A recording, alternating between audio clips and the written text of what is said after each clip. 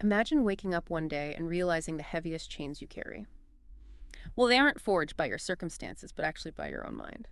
What if true freedom isn't about escaping a situation, but profoundly changing how you see it? We spend so much energy, right? Trying to control what happens, trying to bend reality to our will, but what if true, lasting peace lies in just letting go of that very struggle? Welcome to the Deep Dive, where we take your most intriguing sources and distill them into the most impactful, digestible insights. Today, we're embarking on a deep dive into a really extraordinary book, 1001 Reasons to Be Happy by Byron Katie and Stephen Mitchell. This one's translated into Persian by Nazanin Tabangar Ranjbar. Now, this isn't just another self help book you'll skim and forget. Nope. This is a profound exploration rooted in ancient wisdom, particularly Taoism, offering a truly practical and honestly revolutionary path to happiness. Our mission today is to unpack the core, maybe life-altering message of this book, how the simple act of challenging our own thoughts can unlock this unexpected level of peace, and show us that suffering, for the most part, is actually optional. We're going to bring these powerful ideas to life with some surprising facts and compelling real-world stories straight from its pages. Okay, let's unpack this. It's a truly radical idea the book opens with. It might just flip your understanding of happiness completely on its head. It suggests that our suffering, it isn't caused by external reality itself, not the job, the relationship, the traffic, not even the difficult people in our lives.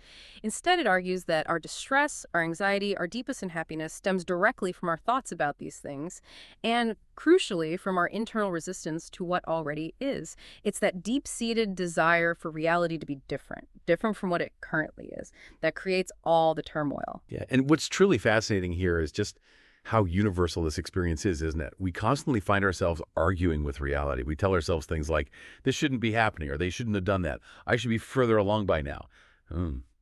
This book makes a really compelling, almost undeniable case that these mental arguments we have with reality, this constant internal battle, they are, in fact, the root cause of our unhappiness. Think about the sheer energy we expend on this internal resistance. It's exhausting. Exactly. It's like trying to teach a cat to bark, isn't it? That's what the book says. You can invest all your time and effort, but it's fundamentally futile. Right. And it keeps us locked in this exhausting, repetitive cycle of turmoil and frustration. Imagine that feeling, like hitting your head against a wall day in and day out, wishing the wall wasn't there, instead of just stepping away or maybe looking for a door. The book really hammers home that point. The pain of a situation might be real, but the suffering, that comes from our refusal to accept that situation exactly as it is. Now, here's where it gets really interesting. Okay, so how do we stop arguing with reality when it feels so ingrained? The book introduces us to Byron Katie. She's a woman whose profound personal awakening happened back in 1986. This was after years of really debilitating depression, and this awakening led her to develop a simple yet kind of revolutionary method. She calls it the work. The work. Right. It's essentially a powerful process of self-inquiry. It's designed to help you identify, question, and ultimately unravel the stressful thoughts that are causing your suffering. It's incredibly direct, very practical. You take a specific painful thought, like, for instance, my husband doesn't listen to me, or maybe I should have done better, and you apply 4 core questions to it. Yeah. First, is it true? And you really sit with that thought. Genuinely ask yourself, can I definitively say without a shadow of a doubt that this thought is true? Second, can you absolutely know that it's true? Now, this isn't just repeating the first question.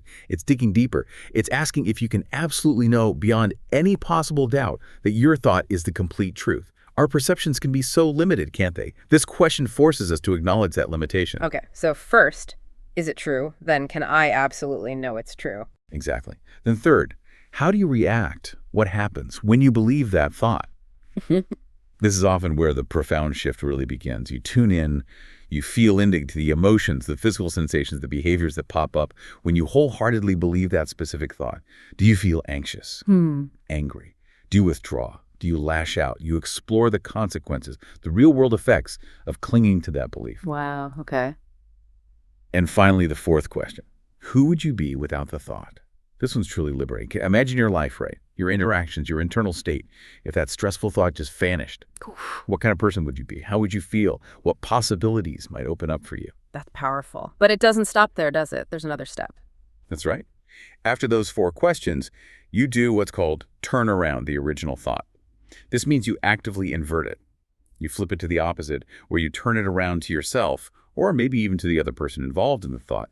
So for instance, if your original thought was, my boss should appreciate my work, A turnaround could be, I should appreciate my boss's work, or I should appreciate my own work.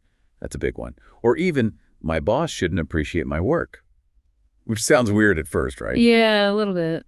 But it's a powerful way to challenge your assumptions, to see these alternative perspectives. Mhm. And often you realize the truth of a turnaround feels just as true, maybe even more true, than the original stressful thought. It's like suddenly seeing the situation from three entirely new angles. The book is just filled with these incredible, like, transformative examples of the work in action. They show just how potent these simple questions can actually be. One particularly striking story is about a man named Peter. He carried this profound burden his whole life, the belief, I need to read and write. Now, for Peter, this wasn't just some casual thought. It was a deeply ingrained identity. It stemmed from a lifelong learning disability. Can you imagine living with that constant internal pressure, that feeling of inadequacy, that persistent inner voice telling you you're falling short of some basic expectation? hmm And this raises such an important question. What happens when we deeply question a belief that feels so fundamentally true to us, one that's been part of our identity for maybe decades? Through diligently applying the work, Peter, well, he embarked on this truly remarkable journey. He didn't magically gain the ability to read and write in the conventional sense. That wasn't the point. Instead, he realized that the suffering, it came not from his subjective inability, but from his belief that he should be able to, and all the shame and self-judgment he layered onto that thought. Ah, okay. The belief about it. Exactly. As he continued the inquiry, dissecting that core belief with each question, his shame and self-judgment just began to dissolve. And what he discovered underneath was this innate intelligence, a profound capacity for understanding and communication that he hadn't recognized before. Why? Because it was completely overshadowed by his internal argument with reality. The book details how this process brought him this profound, unexpected peace and a completely new perspective on his life, free from that constant internal battle. It really highlights that often our greatest perceived weaknesses are just thoughts about ourselves that we haven't really stopped to question. That's incredible. It completely reframes how we view limitations, doesn't it? There's another compelling example in the book. It involves what they call an angry mother. She's a woman who is constantly frustrated, sometimes even enraged by her child's behavior. She believed deep down, my child is disrespectful. And she tried everything, trying to change the child, control the situation. But using the work, she began to apply the questions to her own thoughts about the situation instead of focusing only on the child. So she'd ask herself, is it true that my child is disrespectful? Pause. Can I absolutely know it's true? What happens when I believe that thought? Well, I feel enraged, I yell, I create more distance between us. And then the big one. Who would I be without that thought?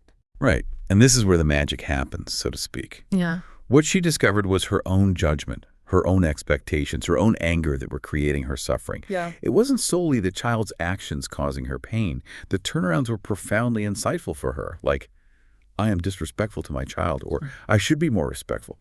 This led to this extraordinary shift in her reactions. She started responding with more patience, more understanding, not because her child's behavior magically changed overnight, but because her internal world had transformed. Wow. And if we connect this to the bigger picture, these stories powerfully illustrate how easily we fall into that trap, right? Blaming external circumstances, constantly trying to fix the outside world. The work encourages us, really pushes us to look inward, to see how our internal dialogue, our unquestioned beliefs are actually creating our lived reality and, consequently, our suffering. It's not about changing the world first. It's about changing our relationship to it. We're diving deep into some truly transformative ideas today, really powerful stuff. And if you're finding these insights as compelling as we are and you'd like to support us in bringing more of these deep dives to you, it would be a huge help if you could just take a quick moment to hit that like button and subscribe to our YouTube channel. It really does help us reach more curious minds like yours and continue this journey of discovery together. So thank you so much for being here with us. Absolutely. And building on this idea of profound internal shifts, the book also delves into the nature of the mind itself. It draws quite heavily from Taoist philosophy here. It suggests that our mind or self, it's not some static entity, not a fixed personality we're born with. It's more like an ever-changing fluid reflection. It introduces this concept of the unborn mind, which it describes as internal capacity and inherent awareness that exists prior to our personal history, our thoughts, our ego. It's not limited by birth or death, apparently. It simply is. Okay, that sounds pretty profound, almost spiritual. So what does this concept of the unborn mind mean for our everyday lives, for our quest for happiness? Well, the book suggests that when we stop fighting reality, when we allow ourselves to truly inquire into our stressful thoughts, what we discover isn't emptiness or nihilism or anything like that. It's an inherent love of what is. That's the phrase they use. And it's not a forced positivity like think happy thoughts. It's a profound, spontaneous joy that emerges from simply being present with things exactly as they are. Stephen Mitchell, in the book, he recounts observing Katie finding this deep happiness in the most mundane, simple details of life, like the sparkle of a faucet or the texture of a rock or just the effortless flow of everyday objects. It's about being fully present with everything exactly as it is without needing it to be different, without judging it. Yeah, this perspective really encourages some critical thinking about how we've been conditioned, maybe, to define happiness. It radically shifts the focus, doesn't it? From seeking external perfection, the perfect job, the perfect partner, the perfect life, to finding deep peace within the inherent imperfections and the flow of life itself. It's almost a kind of radical acceptance, as the book puts it so beautifully. Your perception of the world is a direct reflection of your inner state. If your inner state is one of resistance, the world appears hostile, difficult. If it's one of acceptance, the world reveals its inherent beauty, its okayness. It's a powerful invitation to look inward, not outward, for lasting contentment. And the book brings this home with some really poignant anecdotes, stories that showcase the profound impact of this acceptance. Consider the powerful story they tell of the dead man in the desert. It describes a man suffering a heart attack in a remote area, completely helpless. He's saved by another person's act of spontaneous, pure kindness. It was an obligation. There was no expectation involved. The book highlights how this unbidden, fundamental love, it's the only true reality underlying everything, and how it emerges naturally when fear and resistance and all the mental stories we tell ourselves about separation, when they just fall away. It's a powerful illustration that when we drop our judgments, maybe love is just what's left. hmm And this raises an important, deeply human question. Can this approach truly transform even our deepest, most primal fears? Like the fear of death, the book shares a profoundly moving story of a cancer patient. He was facing his final moments, and he chose to apply the work to his fears about dying. Through diligently accepting the reality of his illness, the inevitability of death, by questioning his thoughts about loss and suffering, he found this unexpected, profound peace in his final moments. This suggests that even in the face of the ultimate unknown, even when everything we hold dear seems to be slipping away, acceptance can bring an astonishing form of liberation. It's not necessarily about being completely unafraid, but maybe about not suffering from the fear itself. So I guess what we've learned today from 1001 Reasons to Be Happy is that true, profound happiness, it isn't really about controlling the world around us. It's not about circumstances aligning perfectly. It's much more about transforming our internal relationship with reality, one thought at a time, through simple yet really profound self-inquiry. It's about recognizing that our beliefs, not necessarily the external events, are often the source of our suffering. Exactly. And knowledge is most valuable when it's understood and then applied, right? This deep dive shows us that by diligently, and maybe bravely, questioning our most stressful thoughts, by holding them up to the light of inquiry, we can systematically dismantle the self-created prisons of our own minds. It's not, a quick fix. It's a path. But it's a path to genuine, lasting freedom. And now, for a final thought to maybe mull over, something for you to carry with you beyond this deep dive. What if your path to profound happiness isn't about acquiring anything new or achieving some grand goal out there, but simply about letting go of the fight with what is? What belief are you holding on to right now, maybe in this very moment, that if you dared to question it, just with four simple questions, might just unlock a whole new level of peace, clarity, and maybe unexpected joy for you?